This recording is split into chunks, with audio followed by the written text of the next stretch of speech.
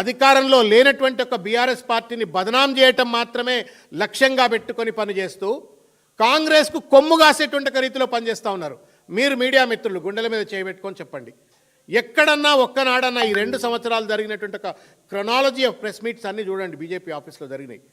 ఏ ఒక్క press meet అన్నా నిర్దిష్టంగా కాంగ్రెస్ ప్రభుత్వం చేస్తున్నటువంటి ఒక తప్పిదాల విషయంలో మాట్లాడినరా? ఇది తప్పు అని చెప్పని నిలదీసే ప్రయత్నం చేసినరా?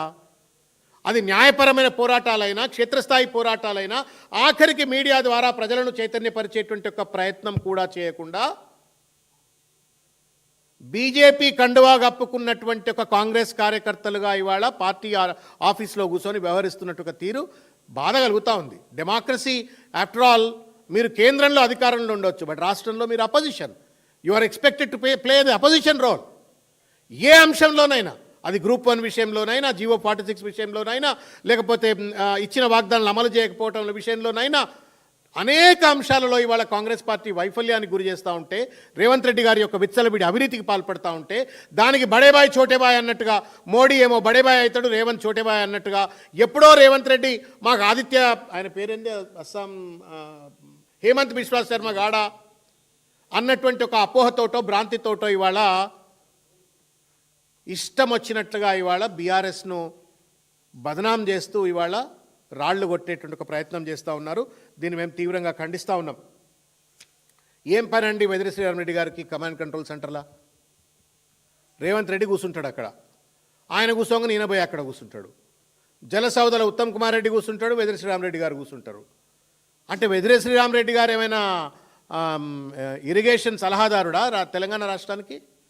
అంటే ఏంటి, బీజేపీ వెదిరి శ్రీరామరెడ్డి గారు, కాంగ్రెస్ పార్టీ ఉత్తమ్ కుమార్ రెడ్డి గారు, ముఖ్యమంత్రి రేవంత్ రెడ్డి గారు ముగ్గురు కూర్చొని కుట్రలు పన్నుతూ ఇవాళ బీఆర్ఎస్ పార్టీని ఎట్లా బదనాం చేద్దాము, పరోక్షంగా ఇవాళ ఆంధ్రప్రదేశ్కి ఏ రకంగా లబ్ధి చేకూర్దామని చెప్పని ప్రయత్నం చేస్తూ ఉన్నారు. మీరు గనక